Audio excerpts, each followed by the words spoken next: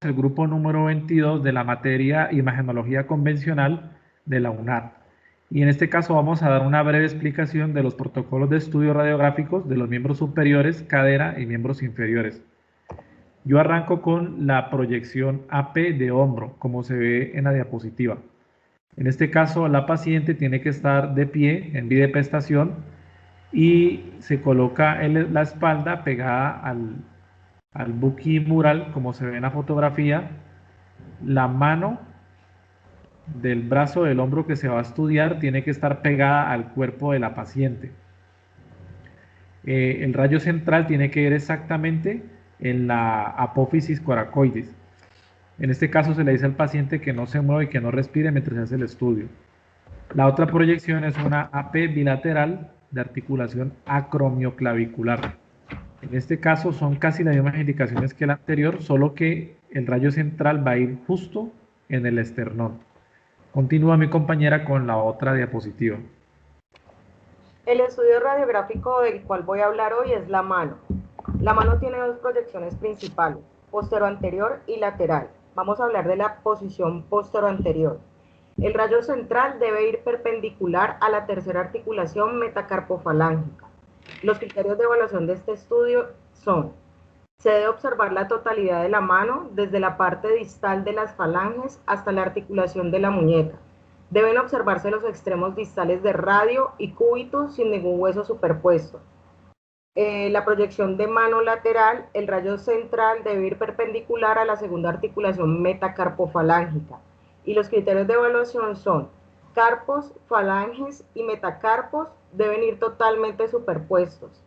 Y la articulación de la muñeca en lateral y la cara interna de las falanges deben ser cóncavas, se deben ver cóncavas. El paciente debe ir en posición de sedestación.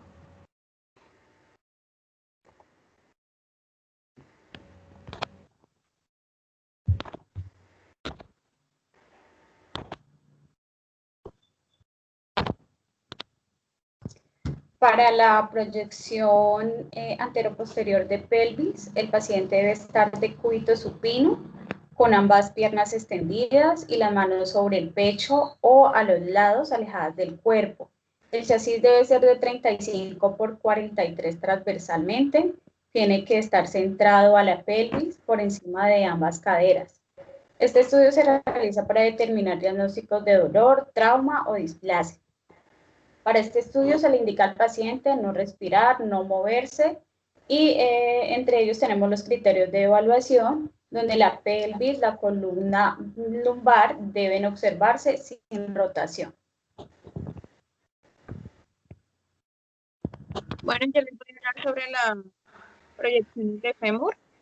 La anteroposterior de fémur, el chasis debe ser 35 por 43, el paciente debe estar en decúbito supino, debe estirar la pierna por completo y formar un ángulo de 90 entre el pie y la tibia. El paciente no debe moverse durante la punta. El rayo central va en vertical y perpendicular al centro del muslo y se desvía hacia una región más proximal distal según se requiere. Los individuos se debe observar el fémur en su totalidad, el cuello del fémur sin acortamiento y la tibia proximal se debe superponer a la cabeza del peramento.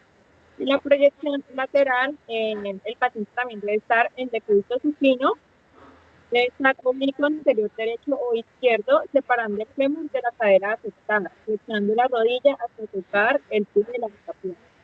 El rayo central está perpendicular y vertical en la zona media del muslo, más arriba o abajo, en la articulación que se requiere.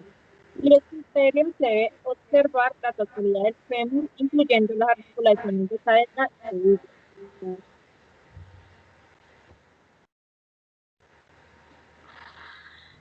Yo les voy a hablar de la proyección AP de pie y la proyección oblicua.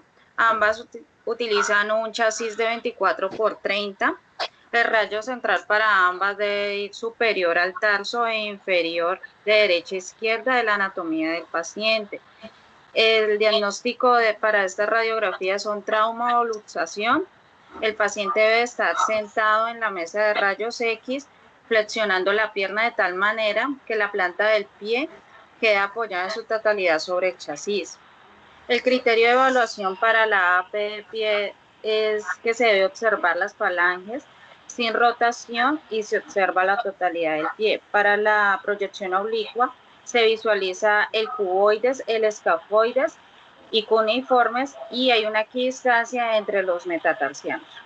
Muchas gracias.